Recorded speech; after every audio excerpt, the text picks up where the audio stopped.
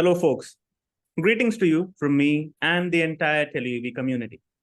We're so glad to have you join us today again when we engage in another enlightening, thought-provoking, and inspiring conversation. Today, we'll glance at the emerging technologies which are casting an impact upon EV charging and explore them further. And to grace us today, we have Mr. Mukesh Kumar Bansal, CTO at TelioEV. It is such a pleasure to converse with Mukesh. I, for one, always find myself more knowledgeable about technology after each time I talk with him. Let me give you a brief overview of Mukesh. He plays a pivotal role in shaping TelioEV's technological and product landscape.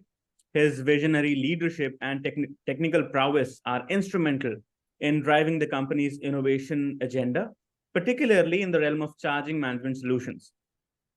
With a keen eye for cutting-edge technologies and a deep understanding of product development, Mukesh spearheads the creation of groundbreaking solutions for charging management. His commitment to excellence has enabled TelioEV to stay at the forefront of the industry, constantly pushing boundaries to deliver sustainable and technologically advanced charging management solutions. Welcome, Mukesh. It is such a pleasure to have you. Thank you, Anand, for introducing me. And it's my pleasure. I'm here on this platform and I'm sharing my thoughts on emerging technologies. Yeah. Well, just let me brief you over what or how are we planning to get this done. We'll try and gather from your experience and expertise as much knowledge as we can in this time frame. And we have arranged it to be like a Q&A. So I would rather ask you a few questions and would really appreciate to have your answers in them. So shall we begin? Yeah. So let me start with the talk of the town. And when I say talk of the town, it is quite literally the talk of the town. It is AI and ML, right? How do you see, or how are AI and ML being utilized to optimize EV charging networks? So, Anand, if we talk, right, everybody is nowadays talking about AI, right? It's a buzzword in many fields. Yeah. Not only like we are seeing a lot of application. People are saying, okay, Chat GPT, Bard, or maybe regenerative AI tools. Then a lot of other tools which are helping people in content creation and maybe in other area. But if we particularly talk about in EV space, so AI also plays an important role in optimizing the user experience, optimizing the businesses, right? And demand supply also, not many areas. So a couple of examples or maybe areas I would like to touch here, right? So the first of all, like we want to see the demand prediction, right? So if we see in a demand prediction means how many like chargers are needed in the network, right? Which place, right? And based on the traffic on any of the charging station, or maybe in particular area, how many electric vehicles are there, and then maybe we are having a lot of data coming on the charging management solution, right? So based on the data, based on the analytics, right? So we can predict demand, right? So we can plan more chargers, we can prepare for peak usages, right? And we can reduce the waiting time for the user also. So this is, we think of a demand point of view. But there are a lot of other things which are also helpful to the users in for their convenience, right? So if you see right now, we are using more often the Google Maps to see, okay, I want to plan a route where traffic is not there. But as a EV user, maybe it is more important to plan a route where I can get EV charges rather than traffic, right? Yeah. So and along the traffic, obviously. So AI can help users to plan their routes, to get the routes where most of the charging stations are available. Maybe they can save their time and they can plan based on the traffic also. And not only this, even though users can plan their charging sessions, right? So another example, right? We are seeing nowadays it is getting very practical scenario, right? Nowadays we are having a lot of load on the grid, right? Grid companies, they are making the tariffs based on the uses or maybe demand on peak hour, higher the prices. Off peak hours, lower the prices, right? Yeah, So yeah. this also help business owners to set the dynamic pricing. One part, with the help of AI, we can predict, okay, at this particular time, load is higher or maybe usage is higher. Let me increase the price, maybe plan the price such a way that at least end user are motivated to or encouraged to charge their vehicle in off-peak timings or maybe when the price is low. This gives benefit to end user also. One thing in terms of when they are going to charge, they are charging at lower prices. One part. Yeah. And in other part, if we see, as we are seeing, a lot of chargers are growing. The grid load is also increasing, right? So it will also help to manage or balance the load on the grid also. True. So that way, this helps end user as well as the grid companies. Yeah. It's kind of a win-win situation where you are benefiting yourself fiscally as well as on from a technological point of view. You're not breaking the spine of the grid, which is going to support you, while also saving money at that. So it is quite a profitable scenario here. Now, having talked of this energy management or how it is going supposed to be, or how it is how AI is assisting over here. Let's talk a bit about how AI would assist in terms of, say, maintenance, right? Predictive maintenance, to be precise. Yeah. Yeah. So if you see, obviously AI can help in maintenance. We have seen in the past also in different industries, right? In factories, we have seen with the help of AI, people are predicting the life of the machines in their floor, production floor, right? So similar way, here if we see, the most important part is the EV charger, right?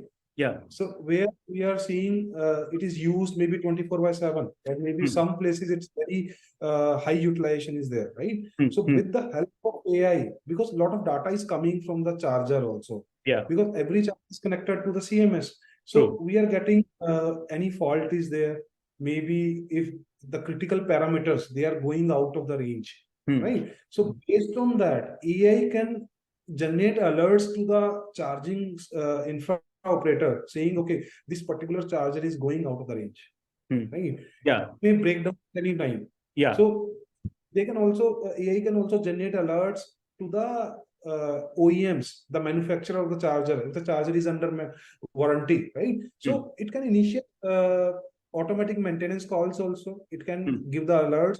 So this helps in maintaining the utilization of the charger, maintaining the health of the charger, right? And make sure that there is no breakdown.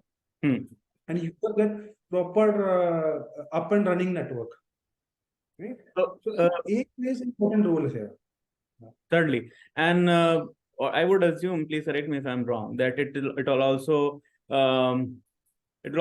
take those scenarios of possible damage to the EV charging hardware at the cars, and because, say, if an EV charging equipment is out of date or is going to be it's highly probable that it is going to fault at some point in time in recent future. So then it will save the charging hardware at the end of the EV user as well, thereby relieving them of the concern of not having to replace their EV charging equipment or whatever the connectors or the entire equipment that handles the process. So thinking of it, I mean, it is such a slippery slope when you start trying to explore what are the avenues where AI and ML and technologies like this can prove to be Rembrandt and key to enhancing user experience, and not just that, but also making fiscal sense to adopting a piece of technology, in particular, in this case, EV, right? So many things come to mind, and this just occurred to me when you, as I mentioned this, right? I mentioned that each time I talk with you, I learn something more about every piece of technology, about whichever we talk to.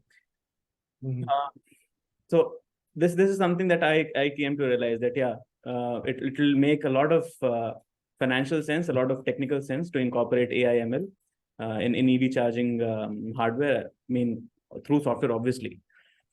So now, having had a look at EV, AI ML in EV, let's talk a bit about say the likes of blockchain, because what my understanding has been until now is blockchain being used in fintech primarily, and that is how we come to hear of blockchain more often than not, right? Say the likes of Dogecoin or some other distributed currency. So how would blockchain technology enhance elements of the EV charging transactions, say security and transparency? Yeah. So if you see, you rightly said, like blockchain is playing a pivotal role in security and transparency, right? So mostly right now we are seeing, okay, most of the blockchain application people are seeing in banking sector, right? In financial sector. But EV is also equally important because in EV, we have a lot of data which is coming from the vehicle. We have a lot of data from the users pattern of the users, right? And we have a lot of data which is related to the transaction, financial transaction, right? The payments, the billing. So obviously, blockchain is also important, plays an important role in EV, right? In as emerging technologies, where it helps the charging management network, the charging solution to keep the immutable records, right? Where people cannot infringe, they cannot tamper the ledger, right? They cannot tamper the transaction data. So that way, it is very important if you have a you want to have a transparent payment systems, right?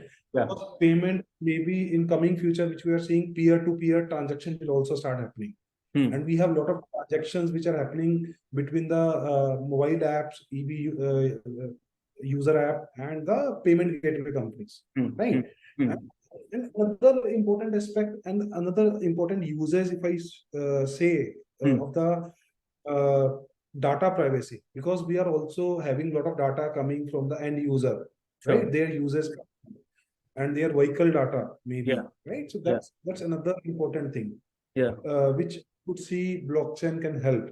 And another challenge which we are seeing right now in coming area, in solution, right, in EV space, where we are seeing there are a lot of different networks amongst the different cities, the network operators, right? So another challenge we are seeing, people are seeing how many apps they will maintain, right? So people are talking about EV roaming or interoperability in that sense. So if we are talking in interoperability, then data from one system or one network to share with another network, right? So that point of view, a lot of transparency, a lot of security is important. Because payment transactions are happening, user data is transferred, right? So that's important part here.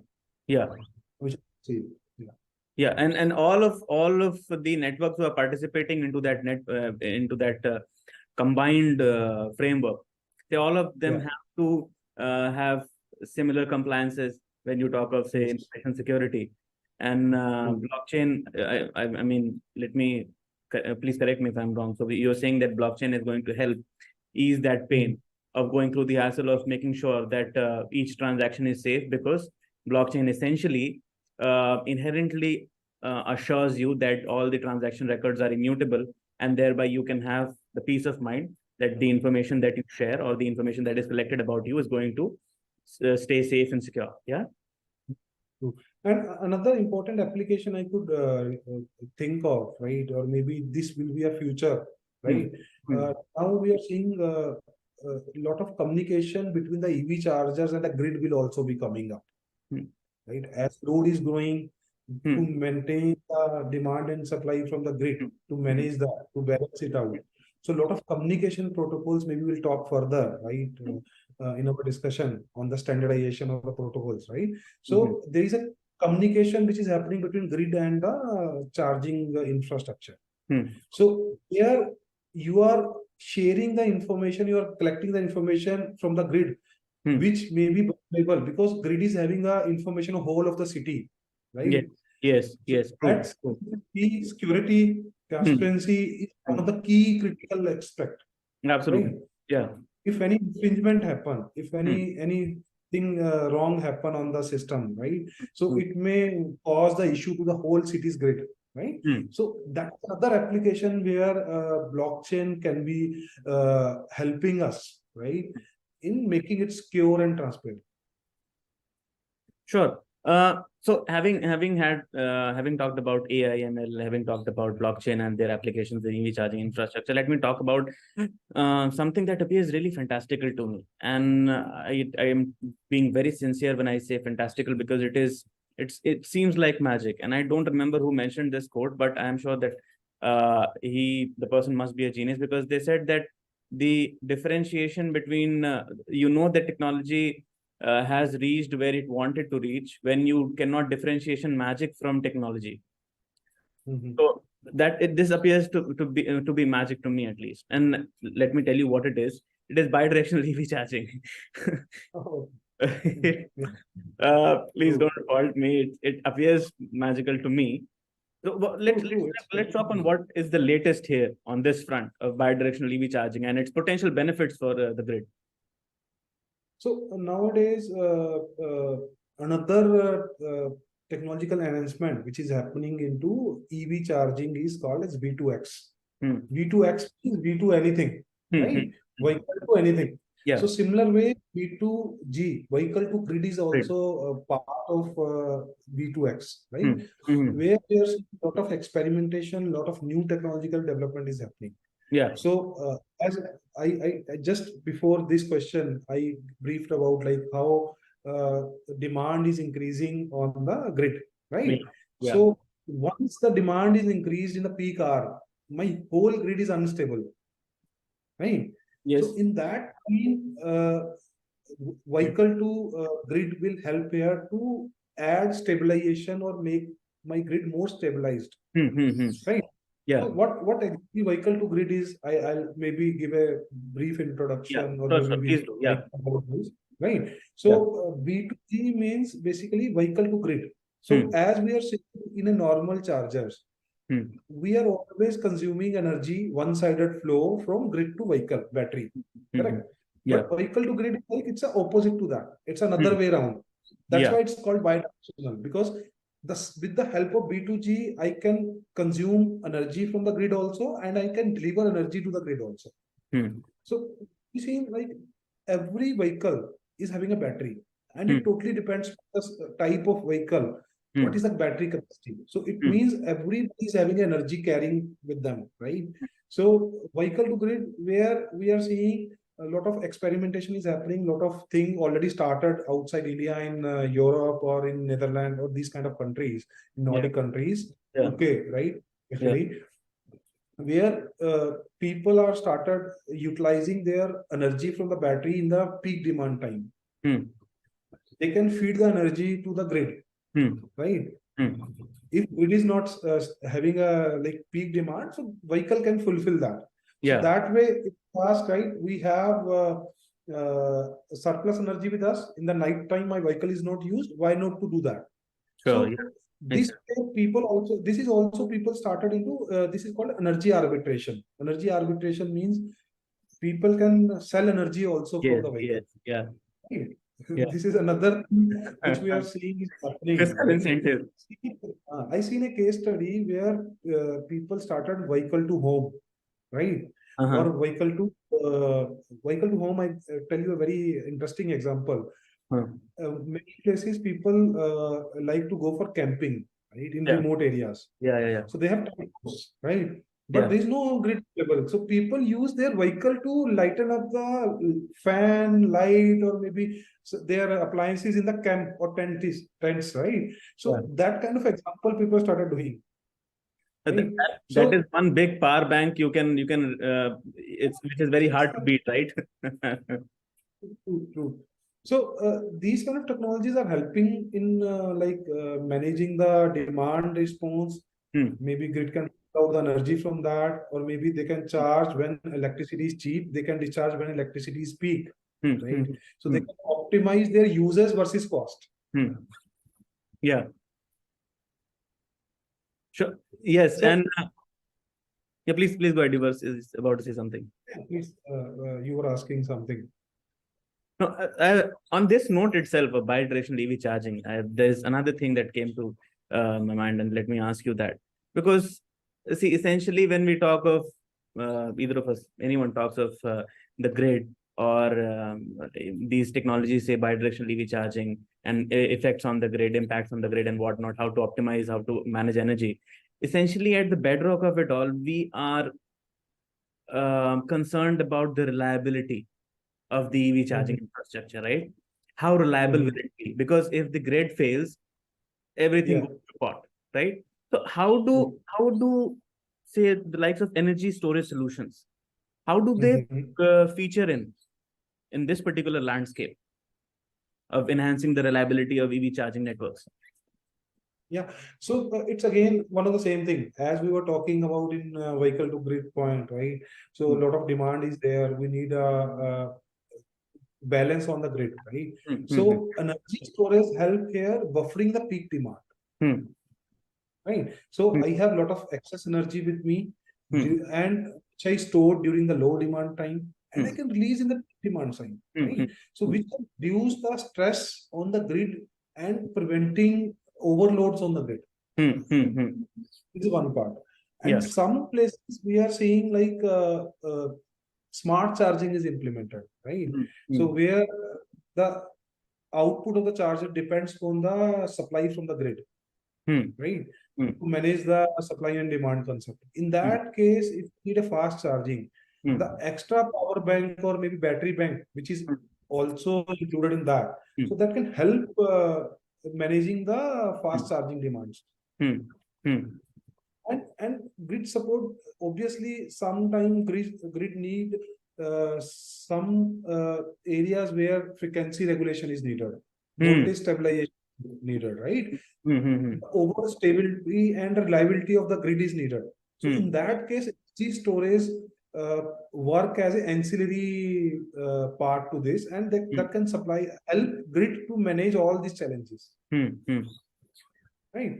And obviously the demand supply the storage helps in case of emergency power backups, work as a emergency power backups.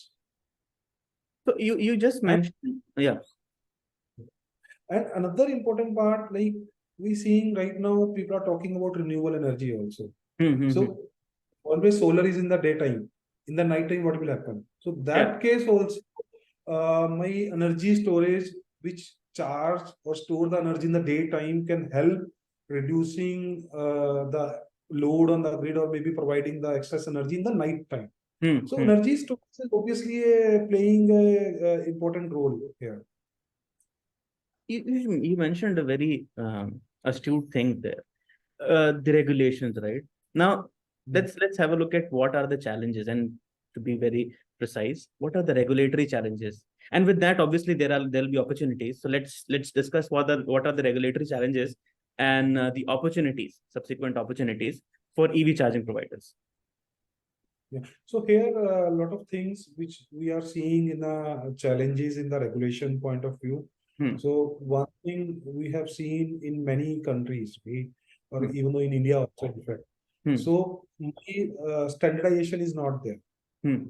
for battery size, or maybe especially in two-wheeler or three-wheeler case. Okay. Every OEM is having a different battery capacity, different battery type sizes, and even though charging connector is also not regulated in two-wheeler point of segment, right? So Oh, that's okay. one thing, the challenge, which a challenge for end user as well as for the charger operator, which type of charger they can install, right? True. And another challenge we are seeing, interoperability, Hmm, right?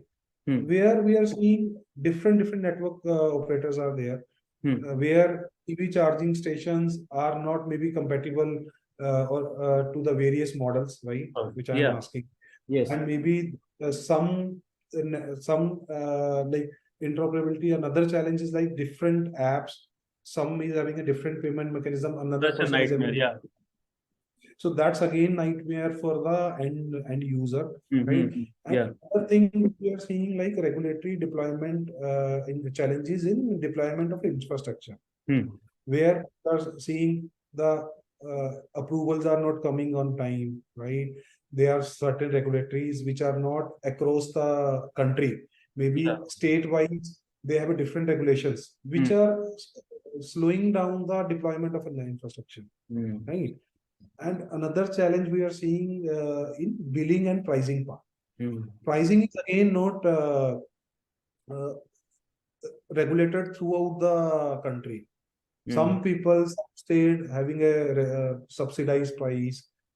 Billing is not standardized, right? So these are challenges which we are seeing coming on regulatory point of view, right? So if we talk about the opportunities, so right, so still we are seeing a lot of opportunities where government can also come into picture. They can incentivize a lot of things, maybe give us subsidies to encourage, and government is still also doing that. It's not that it's not doing. Government is also doing, and a lot of states they already started giving. But it all these incentives, all these policies has to be same across the country, right? That's one part which I am seeing is opportunity for everybody, every stakeholder, right? And another is standardization part on charger in connector point of view, standardization for tariff point of view, standardization for we can say a billing point of view, which is another opportunity for all of us, all the stakeholders, where every person based on their like area, they can help come and enhance the EV user experience, adaptability, and they can encourage, right? And obviously regulation like related to the data privacy, where it is another important part. The data privacy laws has to be there, right? Which can be throughout the industry. IT industry, maybe we are seeing regulations are there. Maybe banking sector, some different regulation, but EV also should be covered here. So we have a lot of opportunity also, a lot of challenges also. Yeah, so yes, certainly we kind of a catch-22 situation where it's great to have these connected experiences with the with EV charging, but at the same time, it opens up new cans of worms where there are these issues with data information security, which absolutely need to be taken on priority. Regulations made keeping them in mind, and the companies should proceed with their policies accordingly. And on the note of the entire nation, let's talk of just India for that matter, the entire nation being on the same page, all the states in the nation being on the same page as far as the regulations are concerned, because you may not have one state having the regulations as an enabler and the other having the regulations as a roadblock, because then the EVs will become more like a localized thing where people will only deem EVs to be functional within those geographies which support that environment. Absolutely. So we have you also mentioned solar power, right? Although it's not available at at night, but yeah, having a spherical Earth is good for us. Why? Because at some point on Earth there would be solar power at all times, right? If not for us, maybe for the Western Hemisphere. Anyway, so let's talk about the integration of solar power with the EV charging stations. So if we talk about like people are seeing EV as a zero carbon emission vehicle, right? So obviously the government is also trying to come with the energy which is coming from the renewable part, right? Where we are seeing while generating the energy, while generating the power. So there is no carbon emission also. So solar is one of the like if you see stakeholder in this zero carbon emission goal, right? So there are different ways where people are using solar in EV space, EV charging infra. One thing people are having when they are installing the solar chargers, the EV charger, so they have canopies which are covered with the solar panels, right? So which is utilization of the same space. And people are the solar is not having enough energy while charging the vehicle. The running solar power or the power, instantaneous power can be fit to that.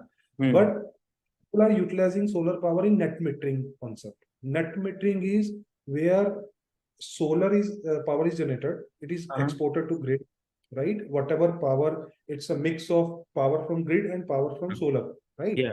Okay. And at the year end or maybe at the month end, where people are saying, okay, my solar power was generating energy throughout the day, and my charging consumption was also not there. So that energy is fed to the grid. So there is some billing happen to this infra companies. So that's one part where solar is integrated, right? Another part, as you rightly said, solar is not available in the daytime, right?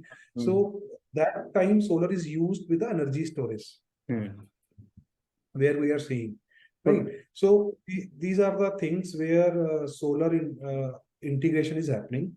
And in some places, new technologies work happening where when instead of feeding the power from grid, so the charger or maybe the power system is capable enough.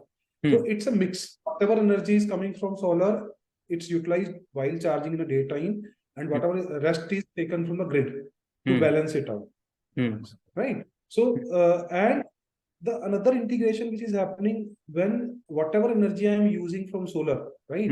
So during that time, my billing should be, my tariff may be reduced. It's lower because I am utilizing solar energy. Yeah. Right. So that way, solar is also getting integrated nowadays. New advancements people are working on, apart from that metering, how solar can be utilized. And obviously, we talked about sustainability, right? We are talking, he's talking about sustainability, zero carbon footprint. So solar is another way to do that. Yeah. Right? Yeah. If we see in a nutshell, the effectiveness of solar integration depends on various factors: location, weather condition, capacity of solar we installed, right? Which region, ample sunrise should be there.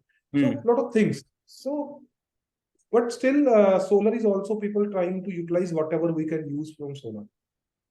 And you hear of these plans of India, countries say close to the equator or in the tropics, looking forward to being the net exporter. Those who aren't being net exporter of energy. So that again is going to not just say lift you of that hurdle that you have in terms of energy dependency, but it'll also open up new avenues for you, open up new borders where you become profitable. Your energy industry becomes profitable by being a net exporter. You are exporting energy, and that becomes a new business for the organizations within the country to follow. Let's talk about a very niche. I mean, it appears niche to me at this point in time, and nascent. Wireless charging. I mean, we've had wireless charging for eternities now, say for the likes of phones and watches and whatnot. But when we talk of entities like EV cars or maybe buses, so where is wireless charging there? Because what I assume is, since they've got a higher battery pack, they'll need more potential, right, to charge those batteries faster. Right? So where exactly? I mean, what do you think? Will it be? Is it a feasible technology for EV charging, or is it just a fantasy, or maybe currently not feasible, but maybe feasible in the future? So, if you see, you rightly said, Anak, right? Currently, the major uses of wireless charging we have seen in phone, right?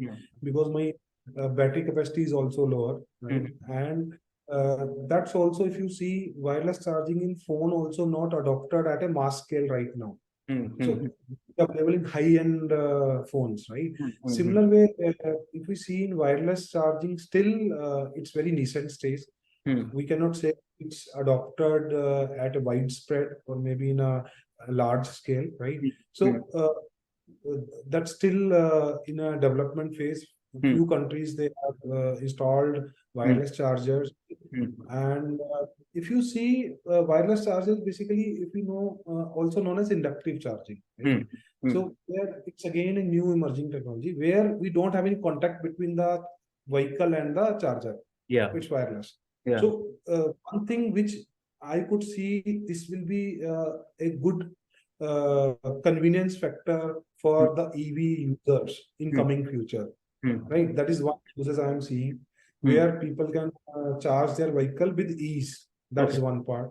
Second part, I am seeing wireless charging as an opportunity charging point of view. So we are seeing a lot of places people maybe on the red lights, or maybe in some places people stuck in jam, right? So they have couple of minutes on the road, or maybe they park during on the McD's on the drive-throughs, right? So they are just only picking the orders. So they don't have to come out from the vehicle and plug the charger and do that. So they can charge maybe 5 minutes they got. So it's an opportunity to them to charge the vehicle. So that's another application I am seeing, right? And most of the thing I am seeing, this will be mostly implemented into urban environments where we don't have much space, or maybe this kind of traffic problems are there, right? And why still a lot of work has to be done in wireless charging. One part, the efficiency of the wireless chargers, those has to be increased, because when we are transferring energy through wireless, so a lot of energy loss are there. Yes. Right, and and when energy, as we are increasing the power transfer from wireless through wireless, it's again more and more losses are there. Yes. So as of now, if we ask fast charging speed, right, we are not at par that with the conventional chargers, but still we have lot of efficiency improvements, lot of energy losses improvements are needed, so that we can reduce the waste of energy, right, while maintaining the speed of the charging. Precisely, yes. And definitely, heat dissipation is one of the another challenge when we are doing that, right? And another thing which is happening, standardization of the wireless charging protocols or standards, as we are seeing in which is also happening, which will also reduce the another challenge. If you see in wireless normal chargers, we are seeing two-wheelers, they are not standardized with protocol. Maybe four-wheeler, they are not having a different connectors. Tesla is having their own connector, right? And maybe Japan is on CHAdeMO connector. India countries mostly they are on Type 2 or CCS2 connector. So wireless charging also will help here, because it's a wireless. There is no challenge having different connector types, right? So it will also help in standardizing the charging interface, which I'm seeing here. And another thing, autonomous vehicles, lot of autonomous vehicles we are seeing now, driverless cars. So if we're seeing in coming future, a lot of driverless cars will be there, definitely this will also be a complement to that technology, right? So I am seeing technology with technology. Yeah. Another fun element is that, I mean, this is on a lighter note. I really enjoy sticking those wireless chargers to the back of my phone. So good news for people like us who enjoy that functionality. It's not going to be just a fairy tale. It is going to be yielded to solid reality. Yeah. Fully in the recent future, and we may have some fun with using it as well. But it's like I would say wireless charging, it's not like that, it's not possible. And we have seen any technology which comes, it takes time to evolve, right? Precisely, yeah. So maybe today it's not that efficient, maybe it's not that like loss proof, or maybe with less losses or energy consumption, right? So maybe with the ongoing research and development, we can see maybe improvement will be there. And it will be a viable option. I am seeing in a broader range of EV owners in coming time. With that, we are at our mark. It's I mean, at all times, don't realize how time passes when I converse with you, Mukesh. It is such a pleasure, and I am sure that it must have been an equally pleasant experience, an enlightening experience for our community, for the audience that has joined in. And to the audience, thank you so much. We really appreciate your time. We really appreciate your attention.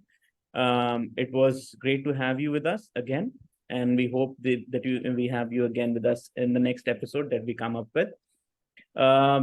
This is I would like to thank Anag also to always come and ask me these kind of interrogative question and answer session, right? I So it's always my pleasure to be with you, Anag, and it's also my honor. Like I am sharing my thoughts on technology, right?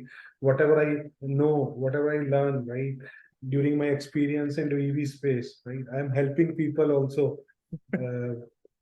Sharing my thoughts, right? truly Yeah. grateful, truly grateful. We are truly grateful for I that. would like to thank the audience also to listening me with patience, right? Yeah, and on the note of you appreciating those questions, I won't, although I'm enticed to, I won't rob the audience of their efforts, their questions. These questions essentially come from them. I am not the exact source of them. Though I may articulate them to you, but they essentially are the ones who come up with these questions, these engaging, these thought-provoking questions. And we, all of us, are really thankful to you. We are grateful to you to have your questions, to have your engagement with the platform, with the community. And on this note, let me add the final part. See, this you may have heard this from me time and again, but I don't get tired of mentioning it. So please keep on engaging with us. Please keep interacting with us. Please keep sharing these questions, these insights that you have into e-mobility, EV charging, and the peripheral spaces. Please follow us on Instagram, LinkedIn, Twitter, and Facebook to stay updated on all things EV and all the new technologies, the likes of which we talked about today. We keep hosting these contents on our channels, and we absolutely love your engagement, and we hope that you continue to do so. Thank you, Mukesh, again. Thank you to the audience. With that, cheers. See you again the next time. Thank you. Thank you, everyone. Thanks.